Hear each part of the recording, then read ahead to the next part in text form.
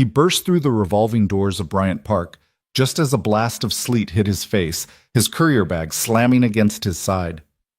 The December wind roared like an angry crowd, but Jack Donovan pressed on every muscle primed to outrun the cold and the clock. His mind raced ahead to his daughter Lily's dinner waiting back in the Bronx, her soft apology ringing in his ears whenever he was late. Yet as he rounded the lamppost near Fifth Avenue, the usual tunnel vision shattered. A group of tourists, lost panicked voices clashing in half-remembered phrases, had become a whirlpool of confusion. Instinct and long-dormant lessons kicked in. Jack paused, scanned the faces, and spoke into the storm. In a heartbeat, the chaos stilled. If you've ever believed in the power of quiet heroes and second chances, hit subscribe and drop a comment. What moment kept you going when it seemed all was lost? Stay tuned for part 1. Jack Donovan tugged the strap of his courier bag higher on his shoulder as he plunged into the frigid rush of Midtown Manhattan. City lights blurred through the whipping sleet, and every footstep splashed through puddles that reflected the dull gray sky. The air stung his cheeks, and his breath came in cold bursts as he navigated throngs of holiday shoppers hunched beneath umbrellas and runners scurrying with head-down determination. He checked his watch, 4:12 p.m.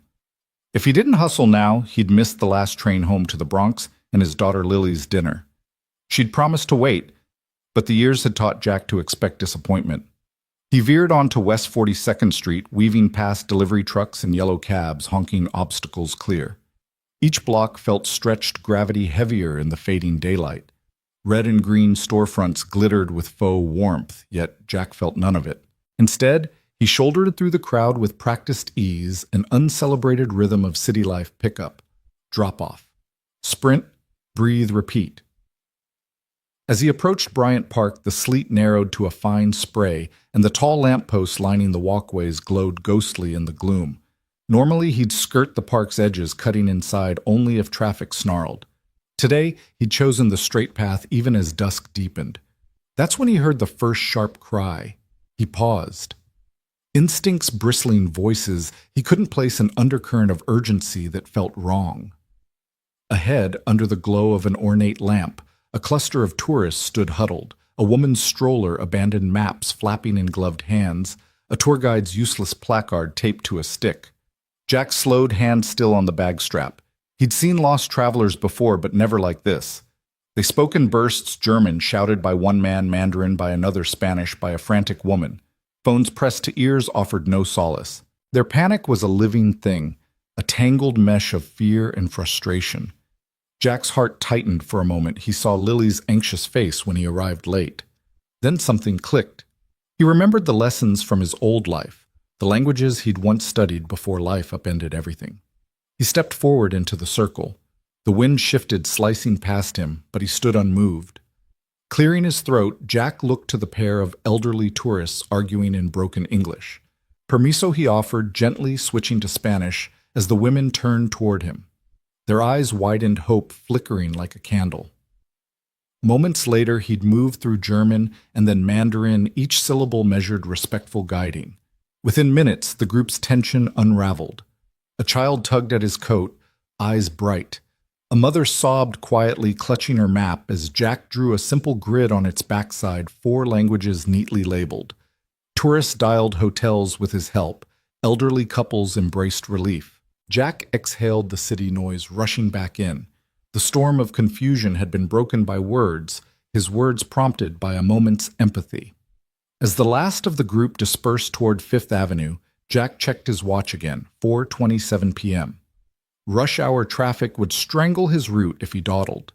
He squared his shoulders, hoisted his bag, and strode on the sleet, swirling around him as if in applause. Eden Avenues stood waiting 2 more blocks and a train station, but Jack's mind had already shifted back to Lily and her patient smile. Tonight she'd forgive him again. But now Jack carried something more, the knowledge that kindness spoken in the right language at the right moment could carve a path through any storm. And when he finally dashed into the cavernous subway station at 4:45 and squeezed onto the last train bound for the Bronx, he did so with a quieter, steadier heartbeat, confident that he'd done what mattered most. By the time Jack rounded the corner onto the broad promenade of Bryant Park, the wind had grown into a howl, whipping umbrellas inside out, and sending discarded wrappers skittering across the pavement. Street lamps flickered in the early dusk, casting halos of yellow light through the sleet. A few hardy revelers still milled near the holiday market booths, but most New Yorkers had already retreated indoors, leaving the park center eerily still until the sudden clamor erupted near the Fifth Avenue entrance. Around a tall wrought iron lamppost, a dozen tourists clustered in disarray, their brightly colored winter coats huddled together like a flock of startled birds. Paper maps flashed in the air, flapping as if trying to escape their owner's grasp. Smartphones hovered at arm's length, screens glowing with indecipherable directions. A young guide in a sky blue jacket stood at the center, his placard swinging uselessly at his side, NYC Walking Tour. Multilingual available, but his eyes were wide with panic, his breath fogging in the cold as he attempted to calm the growing uproar. Entschuldigung. Können Sie mir helfen? Called an elderly man in a thick German accent, his gloved hands trembling as he pointed down the avenue. His companion, another man perhaps 5 years his senior, responded in rapid Mandarin confusion, creasing his brow as he tried to reconcile the foreign syllables. Niehu, shouted a young woman, clutching her soaked guidebook. No entiendo nada. Nearby, a mother clutched a stroller so tightly her knuckles whitened. Inside, a toddler burrowed beneath a lavender blanket, cheeks flushed from the cold. Tears welled in the mother's eyes as she muttered soothing words in French, her accent betraying more fear than comfort. A scarf-clad teenager snapped a selfie, attempting to capture the moment, only to look up in alarm when dozens of disparate voices collided. "What is happening?" she mouthed to her friend, the hiccup of panic bristling at her voice. The guide raised his hands and spoke English voice, urgent but cracking. "Please, everyone, please calm down. Follow me south to the ice rink. That will get us back on Fifth." But his words seemed to fall into a void. Some tourists clapped their hands over their ears. Others shouted back in Japanese or Portuguese, each newcomer adding to the cacophony. A cluster of Spanish-speaking visitors erupted into a heated debate over which direction to turn. One woman gripped a crumpled pamphlet for their hotel eyes, darting from map to map, wishing for someone who shared her language. Another man in his 30s paced in circles, hands buried in his pockets, stammering fragments of Italian. In that moment, Bryant Park felt less like an urban oasis and more like a battlefield of confusion. The sleet stung exposed faces, the bitter wind carried shattered hopes of a peaceful stroll, and the guide's calm facade cracked under the pressure. He glanced at his watch, 15 p.m., then at the looming buildings around them as if searching for escape routes. Pedestrians nearby skirted the scene with polite distance, crossing the lawn to avoid the tambourine of complaints. A couple reading paper cups snapped photos from a safe distance, live streaming the spectacle with breathless commentary. A security officer emerged from behind a food kiosk, his flashlight beam bouncing off the wet stone. He approached with cautious authority. "Excuse me, folks, can I help?" he called, voice almost lost amid the babel of tongues. The crowd only parted enough to stare suspicion flickering in their eyes as they tried to frame his uniform with any language they knew. A gust of wind tore 2 pages from a guide's laminated leaflet, sending them swirling like ghostly snowflakes across the pavement. People lunged to catch them, only to misinterpret the flapping rectangles as signals of danger. The guide turned in circles, chest-heaving, sweat beading at his hairline despite the cold. He tapped the back of his jacket where his company logo should have inspired trust, but the terror in the group refused to diminish. Near the edge of the fountain, a young couple huddled beneath a shared umbrella, their voices low and tense. "Should we call the hotel?" the woman whispered in English. The man shook his head, fumbling for a charger cable. "No signal," he muttered. "Nothing works in this park." An elderly woman, her white hair escaping a knitted cap, clasped a camera to her chest. She blinked back tears. "In my town, people help each other," she murmured, more to herself than to anyone else. "Here, I don't know anymore." A teenage boy, cheeks pink from the cold, hugged his mother's arm and whispered in Korean. His mother patted his hand, but her eyes darted toward every passing stranger, praying someone would rescue them from this confusion. Behind the group, the glass towers of Midtown rose like silent judges, their windows reflecting a fractured tableau of fear. The contrast between corporate calm and human chaos felt brutal inside those towers. Decisions were made with precision, with strategy, with confidence. Out here, raw panic reigned unchecked by protocols or security protocols. The lamppost, once a beacon of light, now stood at the epicenter of disarray. The guide cleared his throat and raised his voice. Por favor, todos juntos, he began in Spanish, then switched mid-sentence to French, pleading for unity. It was a valiant effort, but the group's nerves were unstrung and no single language could soothe all the wounds. A cyclist approached bell ringing and nearly collided with an elderly man brandishing a smartphone. Both skidded to a stop, curses in Polish and Arabic erupting as they tried to right themselves. A toddler in a stroller shrieked with fright, and the mother lunged forward, rescuing her child from imaginary peril. At the core of this human tempest, the blue-jacketed guide finally dropped his sign and placed both hands on his head. He muttered an apology in English, then in Chinese, then in Portuguese, each rendering more desperate than the last. Yet the people around him only grew more frantic, more adrift. Time blurred.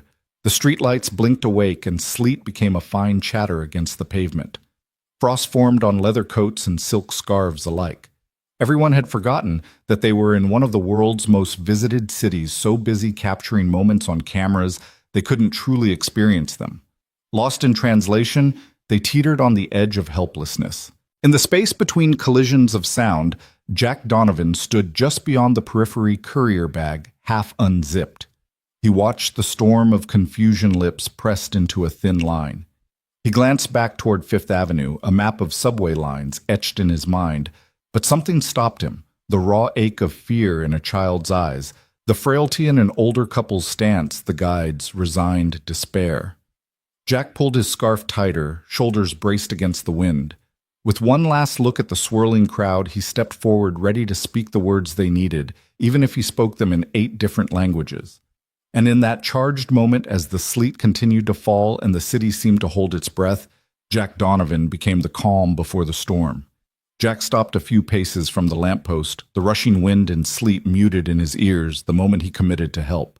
He tugged his courier bag higher on his shoulder, drew in a steady breath, and waded into the circle of confusion. The elderly couple stood spine straight, their faces pinched with cold and worry. Jack offered a gentle nod, then spoke in warm, measured Spanish. Señores, ¿quieren mi ayuda? ¿A dónde necesitan llegar? The grandmother blinked her eyes, filling with relief, as she recognized the familiar cadence. She clutched her husband's arm, then pointed shakily toward Fifth Avenue and 42nd Street. Jack smiled and repeated the direction: Sigan por esa avenida 2 cuadras hacia el norte, luego giren a la derecha. Encontrarán la entrada del metro justo allí. He spoke slowly, enunciating every syllable so they could follow. The couple let out simultaneous gracias, their shoulders relaxing for the first time. On Jack's right, the man who had shouted in German tapped his foot anxiously. Jack turned to him and switched seamlessly in Entschuldigen, Sie mein Freund. Wo müssen Sie hinlaufen? The man's brow furrowed, then lifted as comprehension bloomed.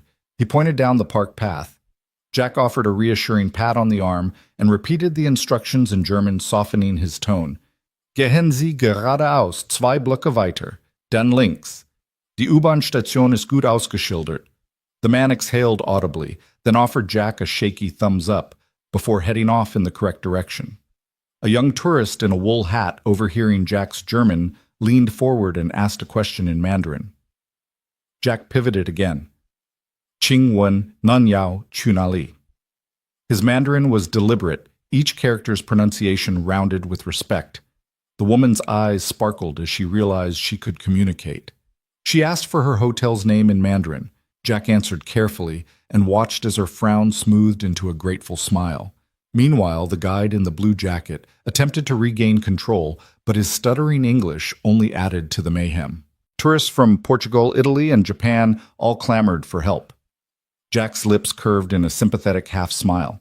He reached into his pocket, extracted a pen and the battered tourist flyer he found at the cafe earlier, now damp, and corners curling, and sketched a simple map. He labeled each street in English and Spanish, then added German labels on the map's edge, followed by Chinese characters along the bottom. As he drew, he murmured directions in rapid succession.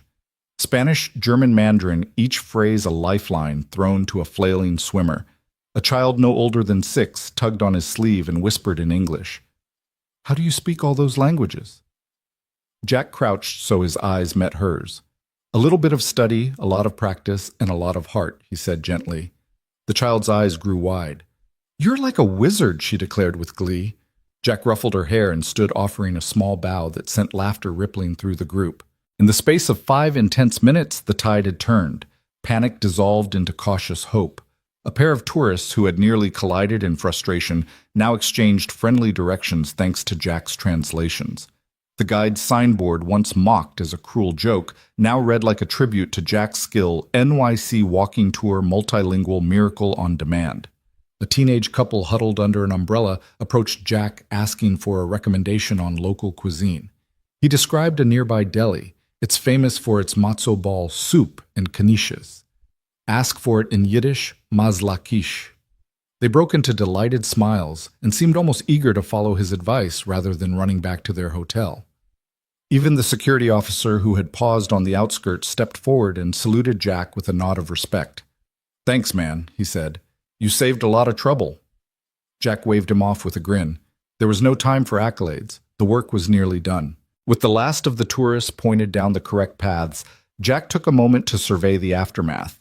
The group had dispersed in pairs and small clusters, all now moving with purpose instead of panic. Bags were hoisted, maps folded neatly, and smartphones tucked away as the travelers followed the well-labeled routes. Everywhere Jack looked, he saw relief blossoming on faces once clouded with anxiety. He let the breeze wash over him, tasting snowflakes on his tongue, and felt the familiar throb of adrenaline fading into calm. In that moment, Jack Donovan Courier, single dad Bronx native, felt something he hadn't admitted in years: the quiet satisfaction of making a real difference. A woman in a navy wool coat lingered near the lamppost, her oversized sunglasses reflecting the park lights like dark mirrors. Jack recognized her now as the tall observer from earlier. She took a single step forward, eyes bright behind tinted lenses. "That was remarkable," she said in flawless English, her voice calm but ringing with genuine admiration. Jack bristled at the compliment, shrugging as if to say he'd done nothing special. "I just happen to know a few words," he muttered. She shook her head, a small smile touching her lips. "Most people barely know one language. You spoke 8. You didn't just help them, you gave them back their dignity." She extended a thin gloved hand. Jack hesitated, then took it. Strength met warmth in her grip. The sleet had slowed to a soft dusting, and the park seemed to shimmer in the lamplight, as if the world itself recognized the moment's significance. Jack found himself at a crossroads, the thrum of the city beyond the park gates where his next package delivery waited, and the unexpected invitation before him from this elegant stranger. Yet in that fleeting handshake, Jack realized that this ripple of kindness would carry him far beyond his usual route. As the final tourist waved a grateful farewell and vanished into the city's pulse, Jack Donovan felt the storm of confusion transform into a breeze of opportunity. No wizard's hat or magic wand, just words spoken when they were needed most. And as the woman watched him unseen by most but seen in that moment, Jack understood that sometimes the greatest miracles happen when we simply step forward and speak. Samantha Blake remained perfectly still at the edge of the park walkway, her posture the very definition of composed authority. The hem of her navy wool coat, tailored to skim her calves, swished against the slush as she shifted her weight from one stiletto heel to the other. Through oversized sunglasses, she watched Jack Donovan move among the disoriented tourists, his every gesture measured, unhurried.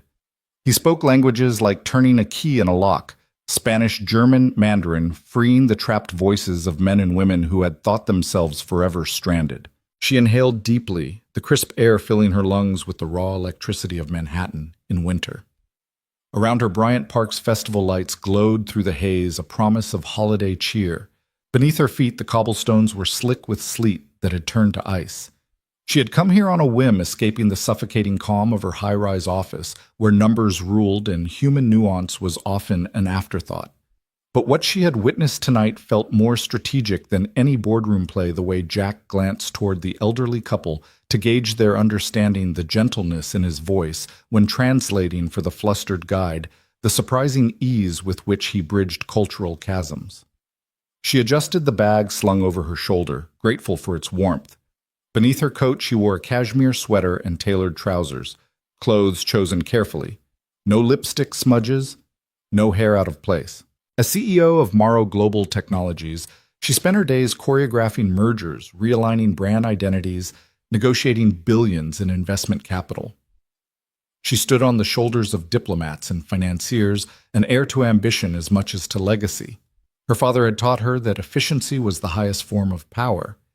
Yet here in this collision of languages and raw human need, she felt the limits of strategy crack open. Her assistant's voice buzzed in her earpiece.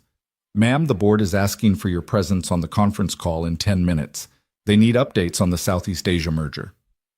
Samantha pressed a finger to the earpiece, forcing herself to breathe through the sudden tension. "Tell them I'll join in a moment," she said, voice controlled but soft enough not to startle Jack from his task. The assistant hesitated, then fell silent. Samantha closed her eyes briefly, letting the park's hush settle around her before reopening them. Jack released the last of the tourists with a final nod, then paused at the edge of the clearing, hands tucked into his coat pockets. He surveyed the park as though waiting for someone or something to acknowledge his work. Samantha saw the tension in his shoulders ease the same way her own had during her first billion-dollar deal when the ink finally dried on the dotted line, a heady mix of exhaustion and triumph. She stepped forward, her coat swishing softly, and the click of her heels underscored each footfall like a metronome. She waited until Jack's gaze lifted to meet hers, then offered a smile so slight most would have missed it. Jack froze, then blinked and gave a polite nod.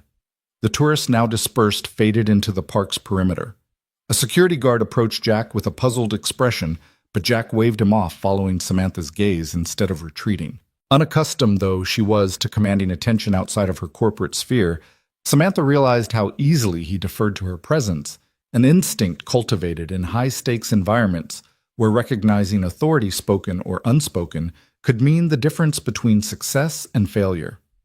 "Remarkable," she said, her voice low, yet carrying easily across the short distance. Jack's jaw tightened slightly, humility flashing in his eyes.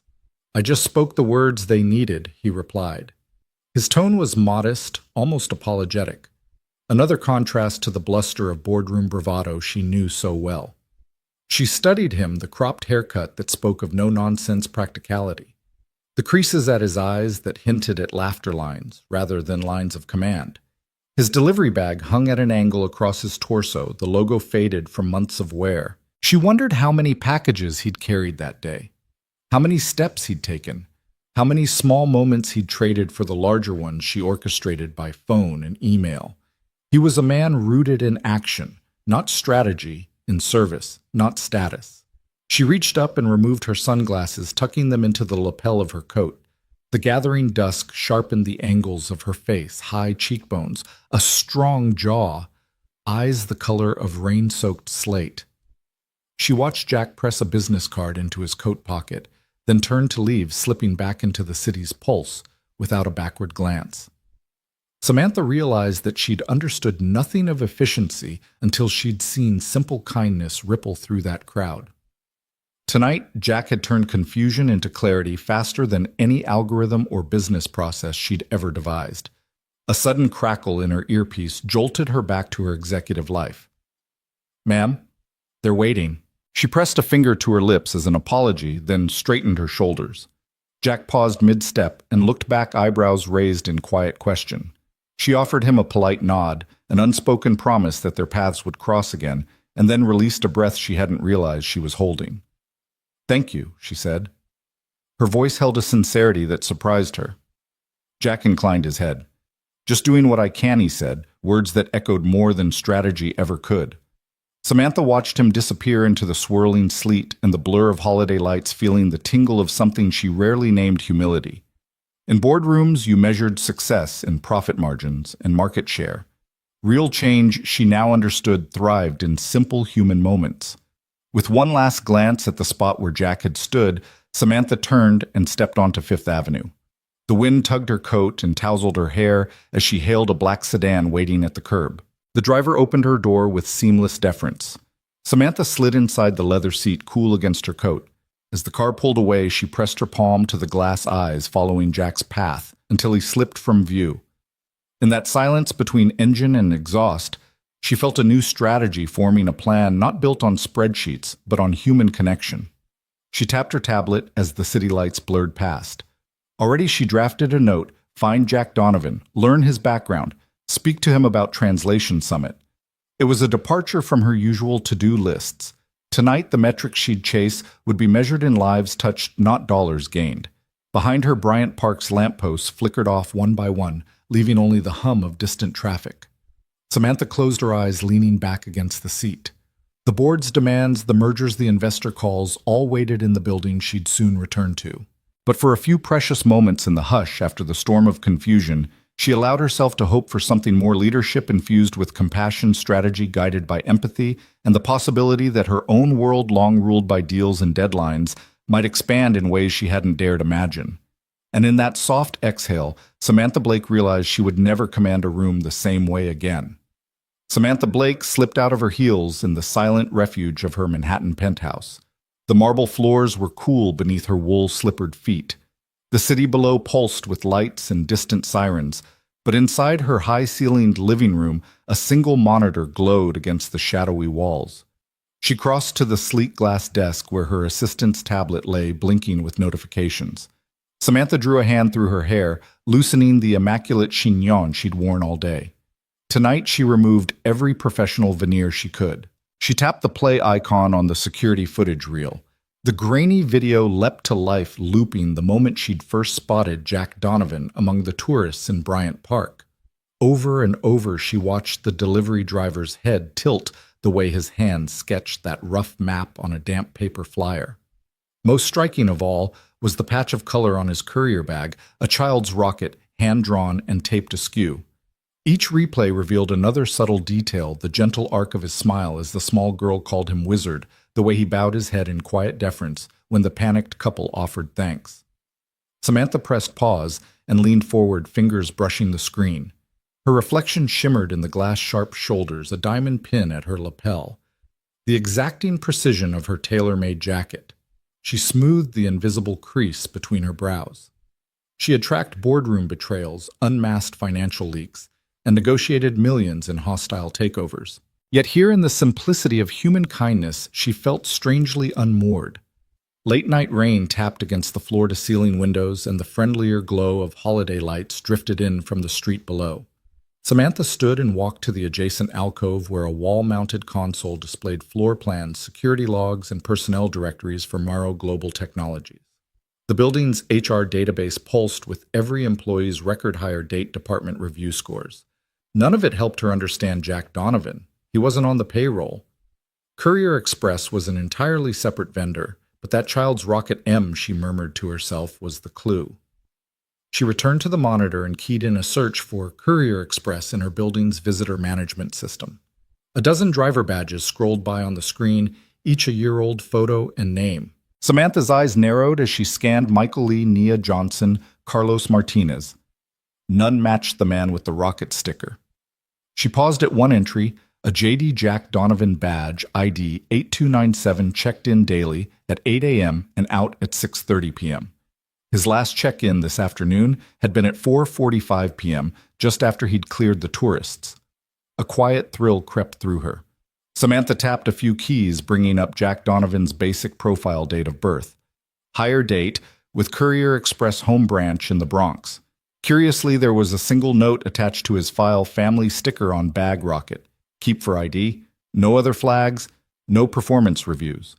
She let the data sink in. A courier whose only noteworthy trait in her system was the hand-drawn rocket, a child's touch on the monochrome rigors of corporate operations.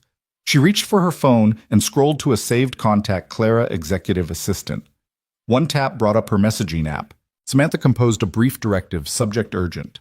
Matching ID 8297. Please locate Jack Donovan at Courier Express Bronx branch. Obtain full employment record, shift schedule, and any emergency contact details. Flag any mention of prior roles or education background. Discretion paramount. I need updates in 1 hour. She hesitated over the send button, recalling the polite nod Jack had given her as she left the park. Sending this message felt like summoning someone into her world, disrupting his routine. But she couldn't ignore the magnetism of that moment. His quiet competence had unsettled her, challenged the notion that power meant status. Tonight she followed her curiosity deeper. Her assistant's reply popped up almost instantly. Understood on it now. Expect dossier by 11:15 p.m.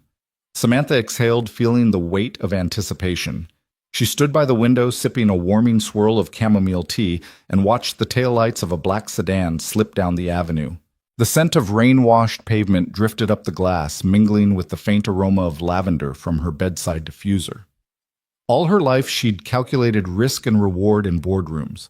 Now she was charting the unknown territory of a single act of kindness. She reached back to the desk and opened a physical folder labeled Corporate Services Courier Express. Inside were contract notes, service-level agreements, and the occasional billing discrepancy flagged by her procurement team, never anything personal. She had authorized their vendor contract years ago, trusting them to keep her packages and confidential documents moving. Jack was simply one more face in a sea of delivery personnel. Until tonight. Her fingers brushed the edges of the folder, and she allowed herself an uncharacteristic moment of doubt. What if he rebuffed her? What if he didn't want to leave his routine life for her corporate arena? Usually, she devised plan B, even plan C. None of that prepared her for genuine human unpredictability. Yet behind her, the board would not forgive endless delay. The Southeast Asia merger. The investor calls the quarterly numbers all demanded her attention at dawn. Still, Samantha Blake had never been more certain of anything she needed to meet this man again. The assistant's tablet buzzed on the desk, pulling her back. She glanced at the screen dossier compiling. Accessing academic records. ETA 45 minutes. She tapped a quick acknowledgement and stood. Panting slightly from the adrenaline of the chase, she walked to the coffee bar in the corner of her suite. She measured out 2 shots of espresso, her hand steady, then added hot water for an Americano. One for herself, one for the habit of preparation.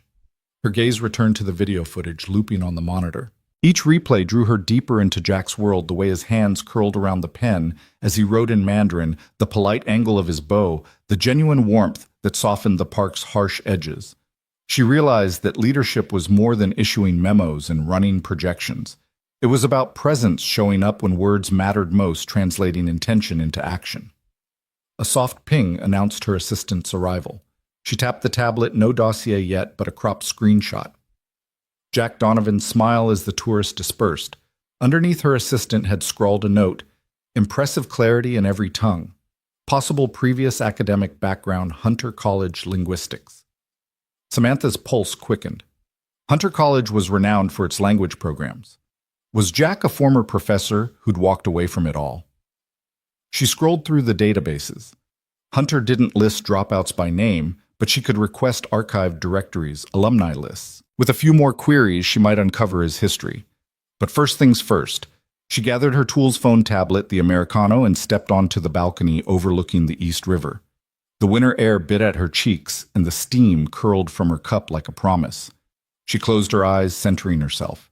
In this moment, her penthouse felt less like a fortress and more like a command center for something entirely new, a quest not for profit, but for connection. The first dossier entries would arrive soon.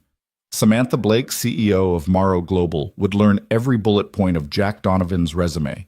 But more importantly, she'd seek the story behind the bullet points, the motivations that led a man fluent in 8 languages to trade lectern for gloved hands in a delivery bag.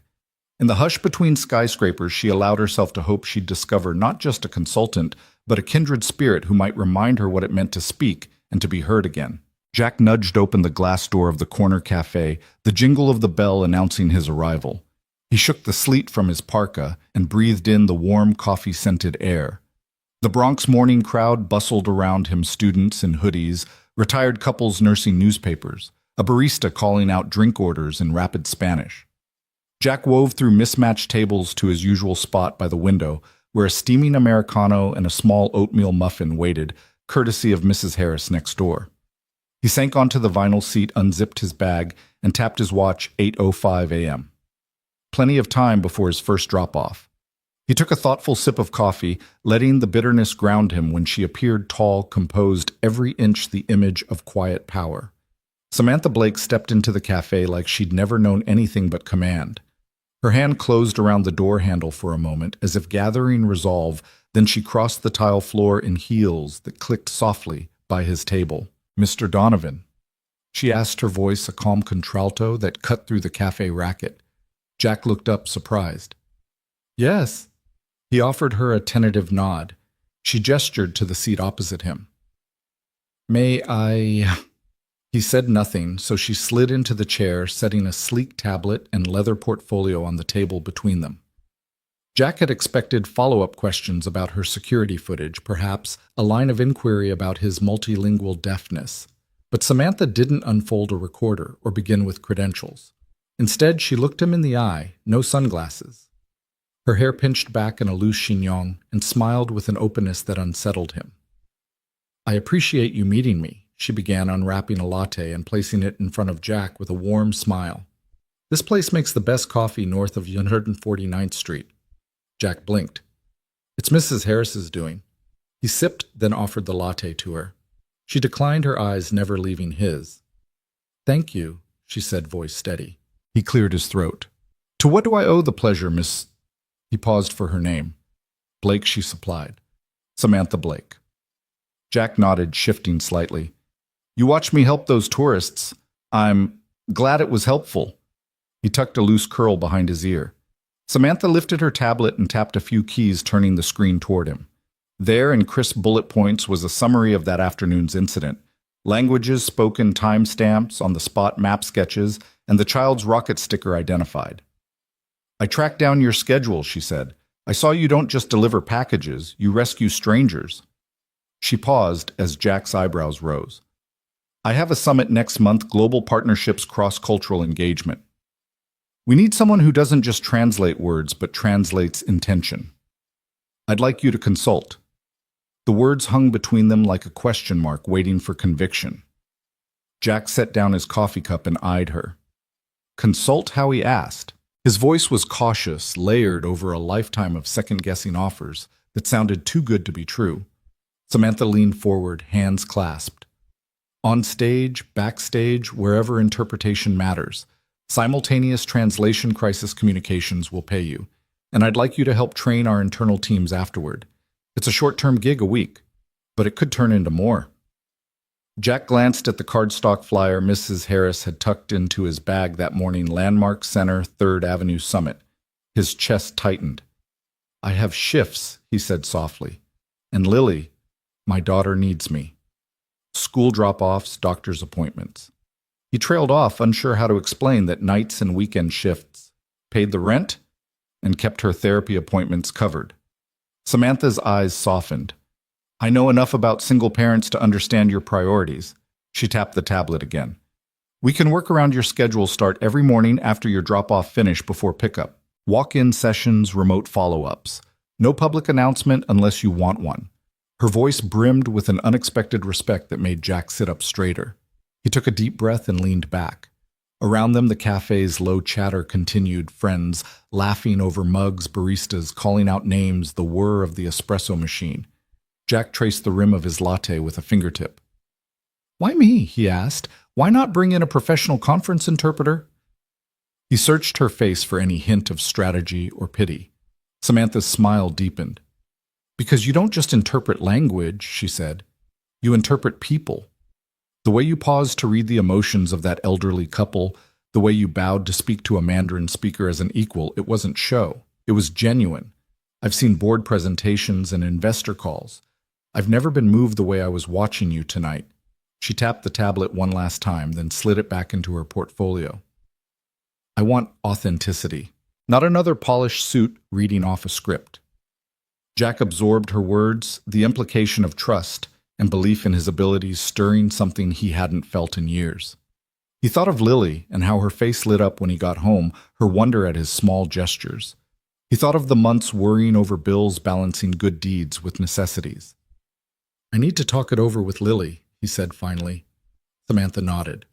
"Of course," she replied gently. "And take your time. I can have my team reach out to coordinate the details." Jack looked at her for a long moment. The dawn light filtered through rain-slicked windows fell across her features, casting her in a soft glow. He realized that his world and hers, delivery routes and boardrooms, had just been bridged by this simple invitation. "I'll let you know by tomorrow," he said, pulling a napkin from his pocket. and scrawling his number under her name. Samantha accepted the napkin and tucked it into her portfolio. She rose, paid for her latte at the counter with a nod to Mrs. Harris, and returned to thank Jack before heading out into the morning drizzle. He watched her go, the confident stride, the trailing scent of her perfume, and for the first time that week he felt the spark of something new. Standing there, surrounded by the steady bustle of life, continuing as it always did, Jack. Donovan sensed that this modest Bronx cafe had become the starting point for a remarkable second chance, and as he sipped the last of his coffee, he realized he was leaning into a possibility far greater than he could have imagined. They settled into a vinyl booth at a tiny corner diner not far from Jack's apartment, where the neon open 24-hour sign buzzed softly against the pre-dawn sky. Samantha slid into the seat opposite Jack, who had already flagged down the waitress. Moments later, 2 warm bowls of mac and cheese arrived, the cheese molten and golden, and 2 frosty bottles of ginger ale. He dug in first, the pasta soft against the crisp bacon bits sprinkled on top. While Samantha watched him with a thoughtful tilt of her head, Jack leaned back with his fork halfway to his mouth. "It's been a while since I had decent mac and cheese," he admitted, scooping a cheesy ribbon. Samantha took a sip of her ginger ale, sharp, sweet, and fizzy, and nodded.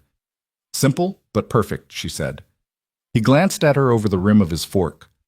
"So why are you here, Sammy?" "Or did I get that wrong?" he asked, eyes curious. He had called her Samantha once. Then, Ms. Blake, and now Sammy felt too familiar, yet it made her smile. "Samantha is fine," she replied, tucking a loose strand of hair behind her ear. "I find titles can feel heavy sometimes." She scooped a bite of mac and cheese, savoring the buttery warmth. "I wanted to talk without boardroom jargon or performance reports. I thought this would be the simplest place." Jack's gaze softened. "Then let's keep it simple." He paused, swirling his ginger ale. "You asked why I'd consider the summit gig. Truth is, I haven't been outside my comfort zone since—" He stopped, retracing his thoughts. "Since Megan died." Samantha set her bottle down, the clink of glass echoing in the quiet. "I'm sorry," she said gently, her voice unguarded. Jack nodded, eyes fixed on the tabletop. "I met her at a language exchange event. She was a cellist, classical music, 19th century sonatas, couldn't speak Spanish for her life, so we traded lessons, one phrase for one note. I'd never met anyone so alive." He pushed a stray tear back. Samantha reached across and placed her hand over his. "She sounds amazing." He smiled through the ache. She was. But she got sick glioblastoma, the kind that doesn't wait. We had 4 months. 4 months of hospital rooms scented with antiseptic and apologies for interruptions. I resigned from Hunter College that week. Couldn't stand lecterns while my life was falling apart. Samantha exhaled, her own chest tightening. My father's heart attack was sudden. I was 28 and on track to join his diplomatic team. He called me and offered me the reins of Morrow Global. He said he trusted me more than any outside candidate. She paused, eyes distant. When he died, the board balked. They wanted someone else. I had to fight for the corner office. I won, but... Her fingertips traced the wood-grain tabletop. I lost something else along the way. She stirred her mac and cheese absent-mindedly. Jack watched her CEO, strategist, negotiator, feeling the fragile humanity beneath the steel. "I don't know how you did it," he said softly. "Fought your way to the top while the world tried to push you down." She chuckled, a sound equal parts irony and gratitude. "I had to. There was no other choice. But somewhere between mergers and board votes, I forgot what it felt like to be part of something that mattered beyond profit." Jack nodded, finishing his ginger ale. Megan used to say music was the only truth in the world. Speak from the heart, not from the page. He paused, gently tapping his ring finger where Megan's wedding band had been. "I didn't understand until she was gone." Samantha leaned forward. "Tell me about your daughter." He blinked, the sudden shift pulling him back from memory's cliffs. "Lily," he said. "She's 6. Born 2 months early, 5 pounds on a good day. I'd never held a baby in an incubator before. The doctor said she might not." His voice cracked and he set his fork down. Samantha reached for both his hands. "She's a fighter," she said. "Just like her dad." His lips curved. "She is." She asked me once why helping people speak mattered so much. I told her words build bridges between hearts. She nodded, then went back to drawing rockets. Samantha's eyes misted. Rockets, huh? My niece's favorite, too. She paused. Listening to you now. I realize I've spent so long speaking in boardrooms that I forgot how to speak in living rooms. I forgot how to use my voice to comfort, not to command. Jack's voice was low but firm. You've got a hell of a voice. You should use it. Their eyes held across the table as the waitress cleared their empty bowls and offered more napkins. Steam traced the counter's edge, and somewhere a jukebox crackled to life with a blues riff. Outside, the last of the early morning crowd drifted by. Samantha smiled not just with gratitude, but with recognition. I came here to find a consultant, she said, but I think I found someone who reminds me what matters. Jack reached into his coat pocket, pulling out the worn Cruiser's Express badge and the faded map with smudged pencil lines. He laid them on the table. You asked why I'd do the summit. Because Lily needs stability, yes. But I need to feel useful again, not just busy. You and we both need something real. Samantha nodded, her hand hovering over the badge. I think we both found more than a consulting gig tonight. He leaned in, voice soft but steady. A second chance.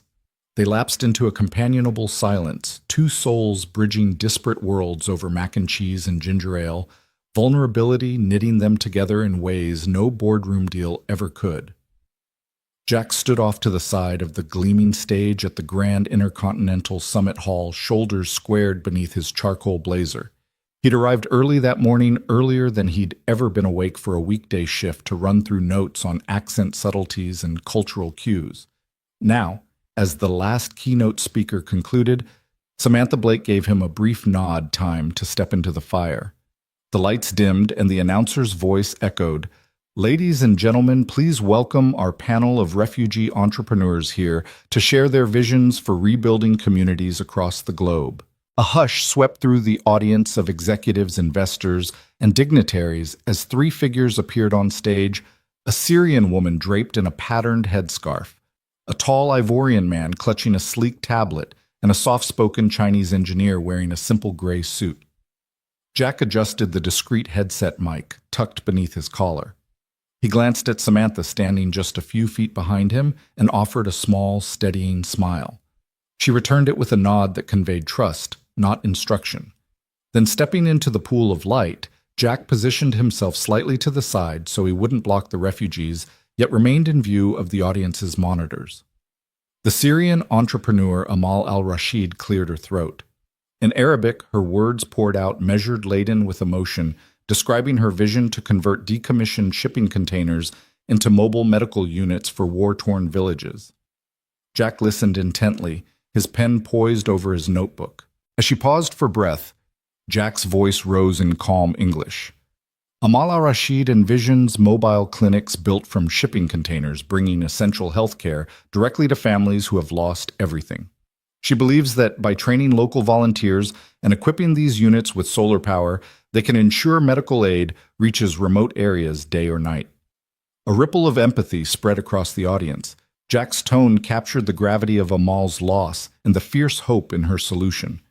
He respected the original rhythm of her Arabic, matching its cadence in English, while preserving her dignified pauses. Next, Dr. Ivan Petrov stepped forward in Russian, his accent tinged with regret and determination. He described his initiative to create solar-powered internet hubs in remote Siberian regions, empowering children to access education and families to connect with distant relatives. Jack switched seamlessly to fluent Russian voice, softening at the plight of children trudging through snow for a single textbook, then flipped to English. For the remainder, Dr. Petrov's solar hubs will deliver connectivity to villages that have never known broadband, bridging both physical and digital distances. His goal is to foster new educational opportunities and economic partnerships, all through the power of shared knowledge. The audience leaned in. Jack sensed the room's shift, curiosity bloom into respect. He stepped back just enough to let the next speaker take prominence.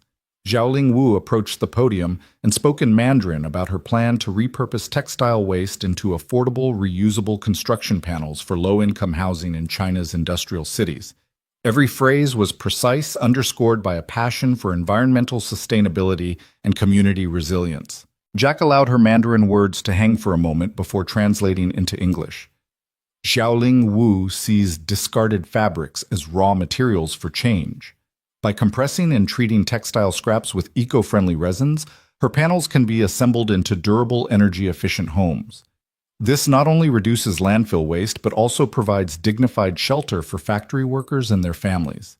He paused, letting the significant sink-in waste to home fabric to future. The audience absorbed the triad of stories united by Jack's empathetic relay. As the three entrepreneurs stepped aside, the room remained silent, the only sound the soft hum of projectors and the distant clink of glasses from the side tables.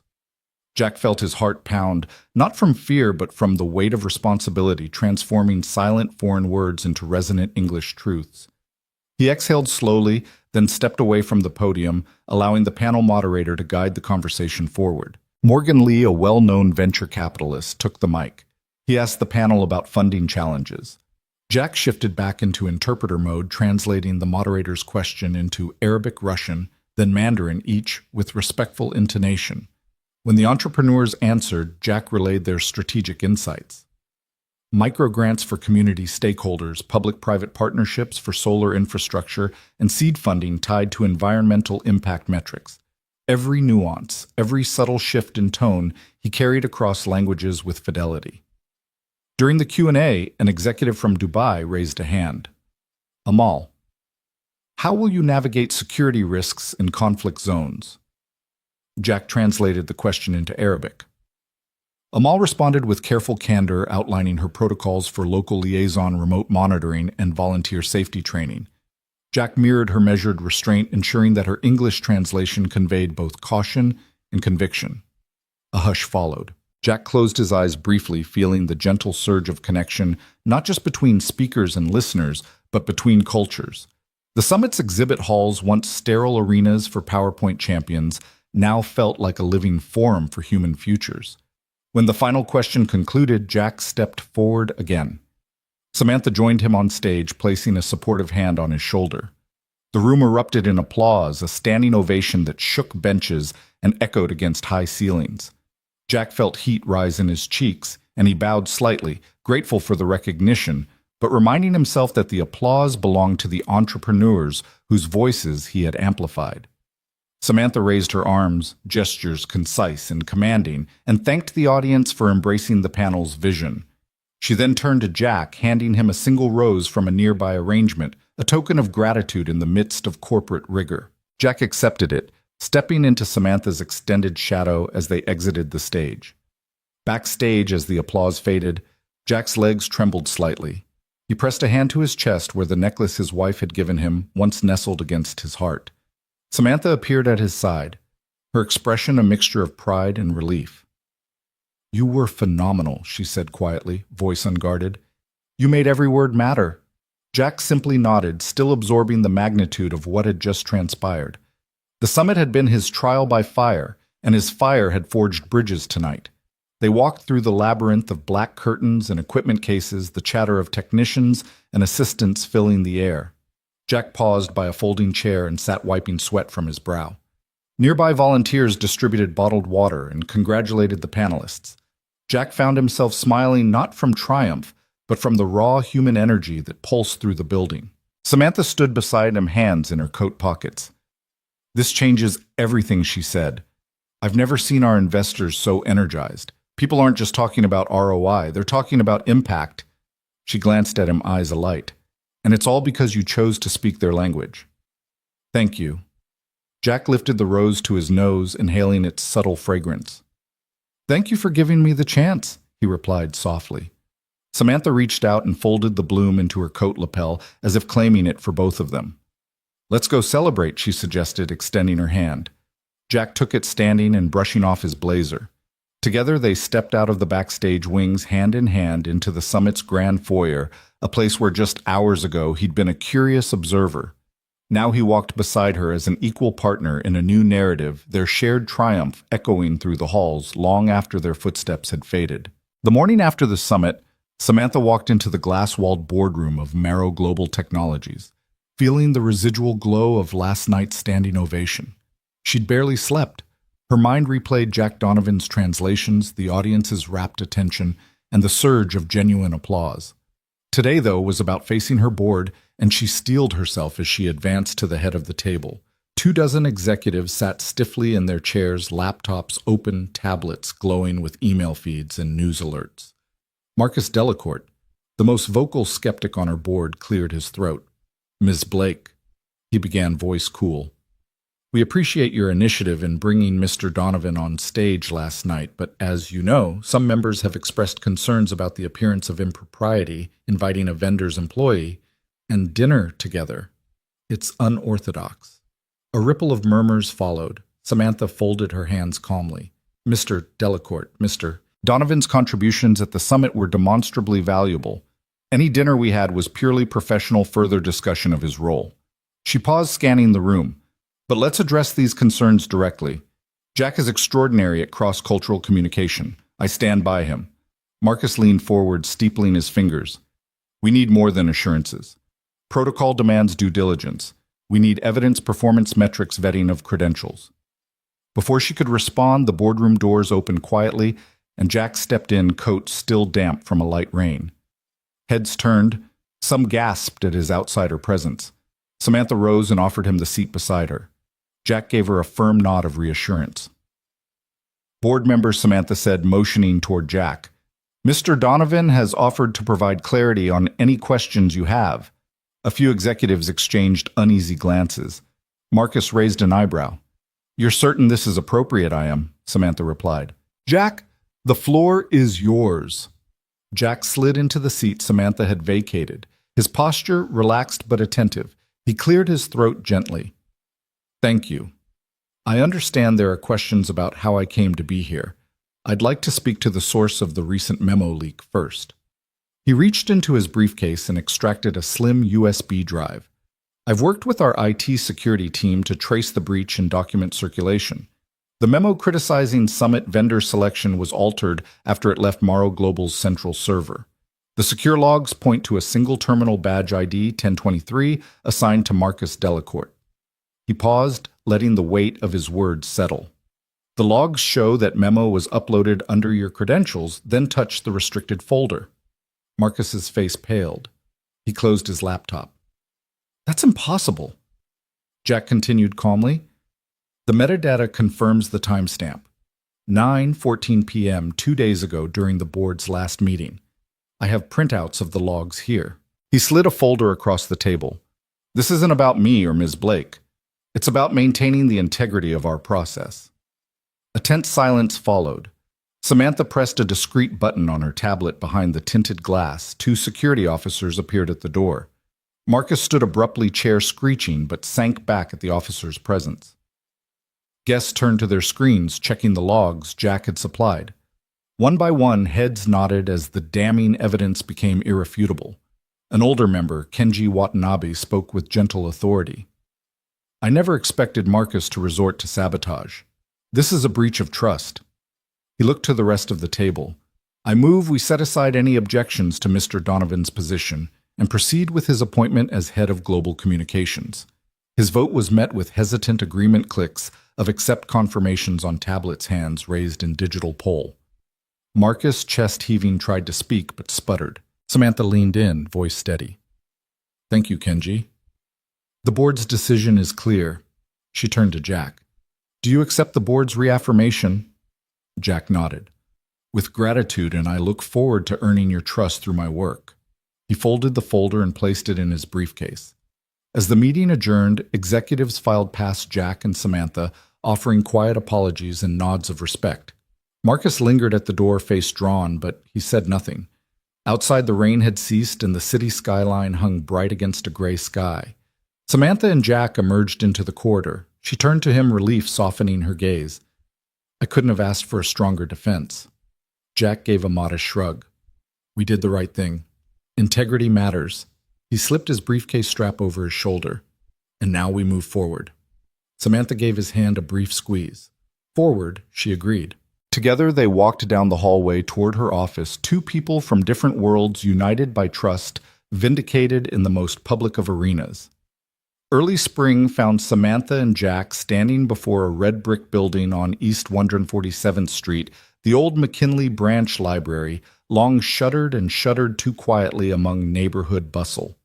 Weeds poked through cracked stone steps, and the wood-framed windows were streaked with grime and faded city posters. Yet as they pushed open the heavy oak door, a world of possibility spilled out before them.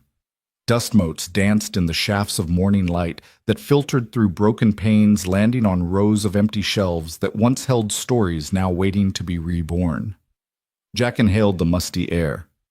"This place has character," he said, surprised at how his voice carried in the cavernous space. Samantha nodded, eyes bright. "And it's ours to fill with new stories." They had come together to launch the Center of Voices, a hub where children, immigrants, refugees, seniors, and lifelong residents could gather, learn, and teach one another in every tongue imaginable.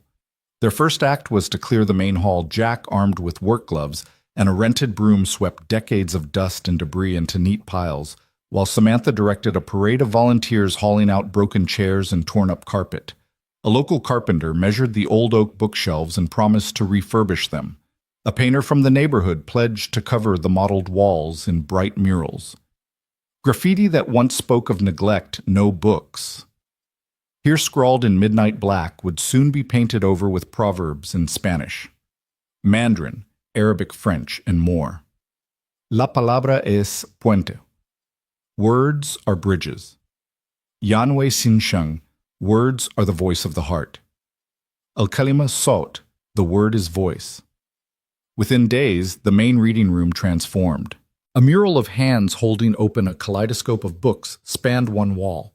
Opposite it, a mosaic of global scripts formed an archway like a welcoming rainbow. Jack and Samantha placed sturdy new tables beneath string lights, and volunteers arranged mismatched chairs, some donated by the local high school, others rescued from construction sites into conversation circles. At the center, they installed a circular rug stitched by community seamstresses, each square embroidered with a phrase in a different language. The first day of programming arrived with a gentle buzz of anticipation. Samantha unlocked the front door at 9 o'clock, and families stepped inside, blinking at the bright space. A Syrian mother cradled her toddler, whispering Arabic lullabies that echoed off the fresh paint.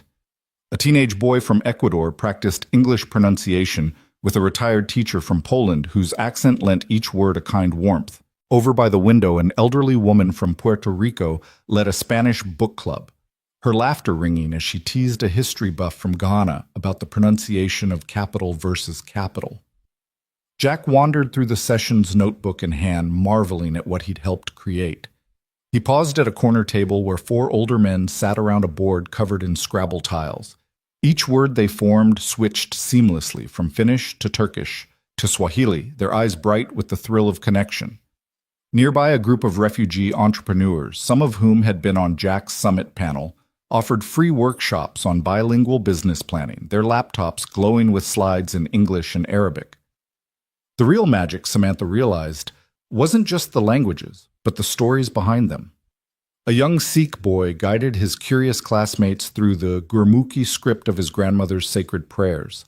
A Jamaican poet led a slam session where verses in patois flowed into Spanish sonnets. Everywhere, laughter mingled with translation, and every pause became an invitation to ask, "How do you say?" During the lunch hour, Samantha and Jack shared a simple meal of arepas and samosas provided by local food vendors. They ate on the refurbished reading room steps, their cheeks flushed from excitement. "I didn't know this place could feel so alive," Samantha said, eyes shining. Jack nodded, finishing his arepa. "It's like the building was waiting for us." At 2 o'clock, the official ribbon-cutting ceremony began. Community leaders, council members, and even a few former library patrons gathered at the entrance. Samantha gave a short speech, voice steady, yet brimming with emotion. The Center of Voices isn't just about language. It's about listening and understanding. Here, every word matters, every voice counts. She handed the oversized scissors to Jack, who hesitated only a moment before snipping the burgundy ribbon. Applause erupted, echoing down the reopened corridors. The celebration spilled back inside. Children raced through the aisles, their giggles weaving around the volunteers who guided them in scavenger hunts for books in unfamiliar alphabets. Jack escorted Lily, now recovered and full of mischief, through an arts and crafts corner where participants painted bookmarks decorated with their own hand-drawn rockets and rockets etched with Chinese characters. Samantha watched as the little girl waved her creation proudly, and she felt a surge of gratitude for the path that had led them here. As evening fell, the center dimmed its lights and flicked on a few lamps, creating cozy nooks where language classes continued under lantern glow. Jack and Samantha lingered by the door, watching families depart with tote bags brimming with novels, word charts, and fresh hope. A group of volunteers hugged each other goodnight, promising to return at dawn to prepare for tomorrow's poetry workshop. Jack turned to Samantha, a soft smile on his face. "We did it," he murmured. She nodded, her eyes reflecting the warm lamplight. "We did." Behind them, the center of voices stood proud, its walls alive with color, its halls echoing with laughter and conversation. It was more than a reclaimed library. It was a living testament to the power of language to heal, to teach, and to unite. And as Samantha and Jack walked away into the gentle hush of the South Bronx night, they both knew that this was just the beginning of a new chapter. One where every voice, no matter how small, could finally be heard. Saturday dawned crisp and golden, the kind of morning that seemed to promise anything was possible. Samantha pulled on her boots and wrapped a scarf around her neck before stepping into the kitchen, where the smell of brewing coffee mingled with the faint hint of maple syrup. Jack was already there, balancing Lily on his hip as he flipped pancakes on the griddle. "Easy on the batter," Samantha teased, handing him a plate. Lily, her hair in pigtails, giggled and held out a tiny spatula as if it were a trophy. "I help?" she asked, eyes bright. By mid-morning, the trio was weaving through the stalls of the South Bronx Farmers Market. Jack carried Lily on his shoulders, her small hands gripping his forehead for balance, while Samantha strolled beside them, with a wicker basket looped over her arm. The market vibrated with life vendors called out over piles of ruby-red strawberries and baskets of heirloom tomatoes. The scent of fresh-baked bread drifted from one tent, mingling with the earthy perfume of honeycomb and the tang of pressed apple cider. Their first stop was the pancake booth, where a lanky teen in a flour-dusted apron served stacks of fluffy golden cakes. Jack lifted Lily down and scooped her onto a stool, her little legs dangling as she surveyed the array of toppings. Samantha ordered 3 pancakes, selecting extra maple syrup and a side of whipped cream. Lily's eyes widened when the vendor brought out a jar of wild blueberry jam. "Can I have a taste?" she asked. The vendor handed her a small wooden spoon. Lily dipped it into the jam and popped a dollop into her mouth, then grinned at Jack. "Blueberry rocket," she declared, holding up her sticky spoon. Jack laughed and wiped her chin with a napkin, smudging a smudge of blueberry across her cheek. Next they wandered toward the honey stand, where hives of glass jars sparkled like amber jewels in the morning light. Samantha sampled a spoonful of cinnamon-infused honey, the spice warming her tongue. Jack chatted with the beekeeper about seasonal harvests, while Lily darted between jars, marveling at each one. She ran back to Jack with an impromptu crown of honeycomb shards, placing it atop his head, before someone gently suggested she might want to taste the honey instead. Jack indulged her, letting her dip her finger into a jar of creamed honey and guiding her hand back to his mouth so they could share the sweetness. They drifted past a stall laden with farm-fresh eggs, where the old farmer demonstrated how to balance an egg on its end. He invited Lily to try. She concentrated so intensely that Samantha and Jack held their breaths, then cheered when the egg teetered long enough to stand upright for a moment. Lily beamed, then hopped down to give the farmer a high five, her small hand sticky with yolk. Their basket began to fill a loaf of country sourdough, a wedge of sheep's milk cheese wrapped in wax paper jars of peach preserves and tangy cherry jam. Samantha paused by a stall selling fresh flowers and picked up a bunch of daffodils. "For the kitchen," she said, breathing in their bright scent.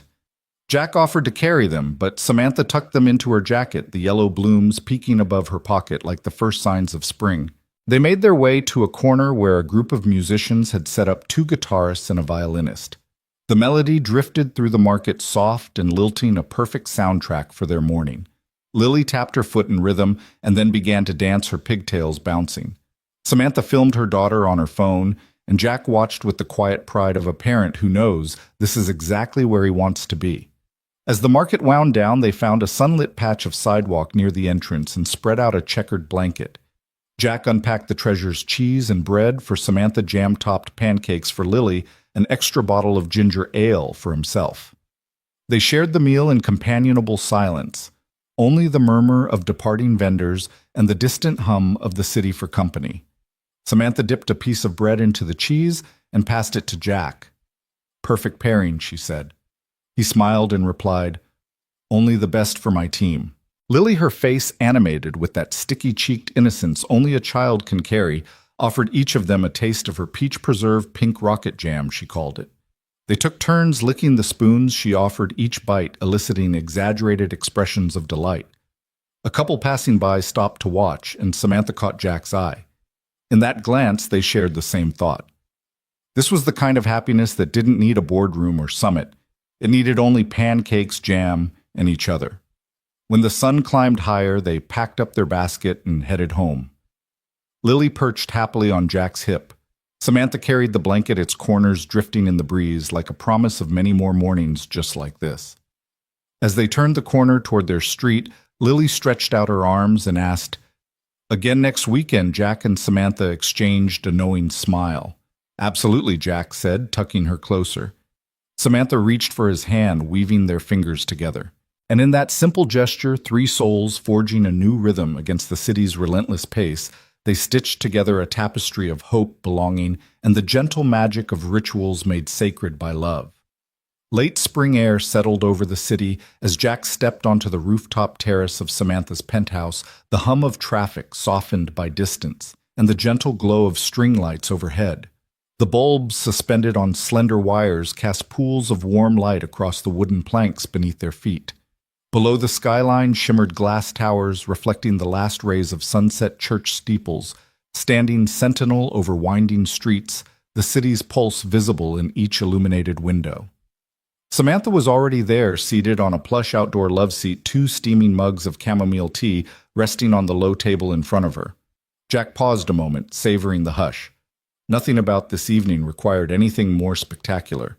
No orchestrated speeches, no grand gestures. Here, high above the streets, all that mattered was being present, two people who had weathered storms of loss of doubt, of corporate scrutiny, now carving out a simple moment of calm together. He crossed the terrace and sank beside Samantha, who offered him his tea without a word. He took a slow sip, the floral warmth unfurling in his chest like a balm. She watched him, the soft light catching in her eyes, and Jack felt the steady thrum of connection that had grown between them, an unspoken language of steadiness and understanding. He reached out, brushing his thumb along the back of her hand. Her fingers curved around his, their palms settling together in a perfect fit. In this small clasp, they had found a promise deeper than any honeymoon vow or corporate alliance. It was the promise of presence, the decision to stay, come what may. They sat in silence, watching the city transform from twilight to night. A breeze teased strands of Samantha's hair across her cheeks. Jack wrapped an arm around her shoulders to catch them, then drew her hand closer to rest on his knee. Together they watched a plane trace a thin slash of light across the indigo sky.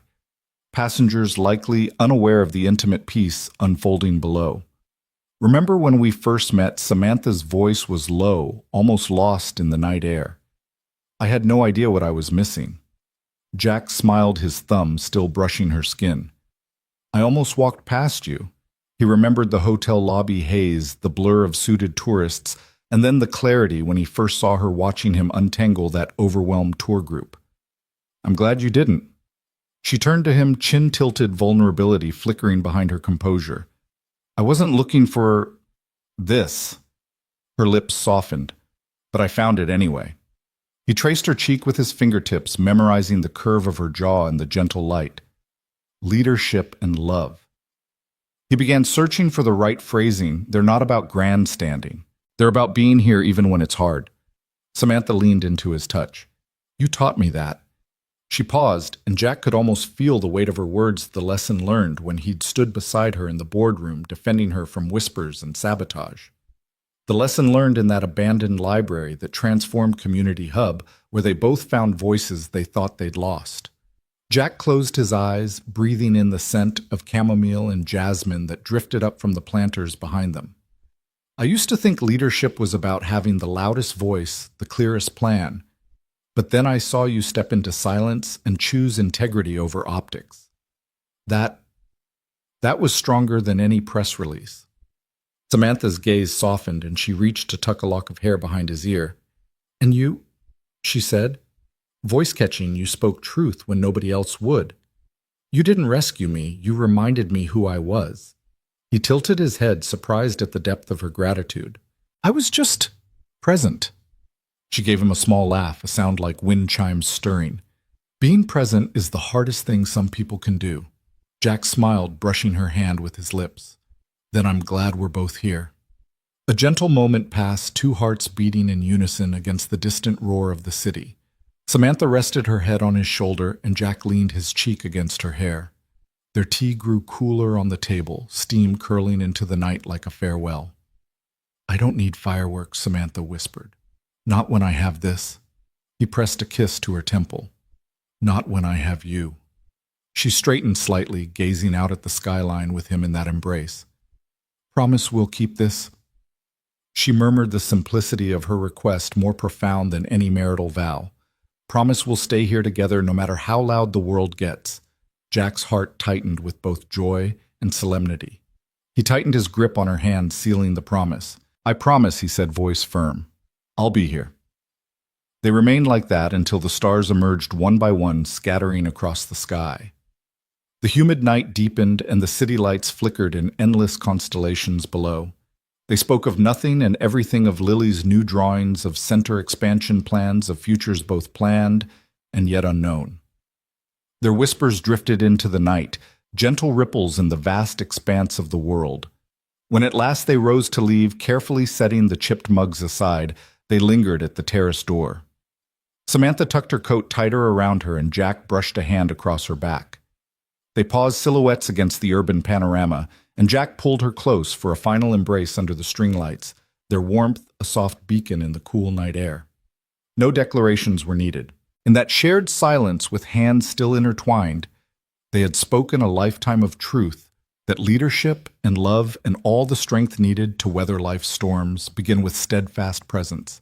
And as they stepped back inside, leaving the glow of the rooftop behind, they carried that promise with them, an unbreakable bond forged in the quiet glow of simple devotion.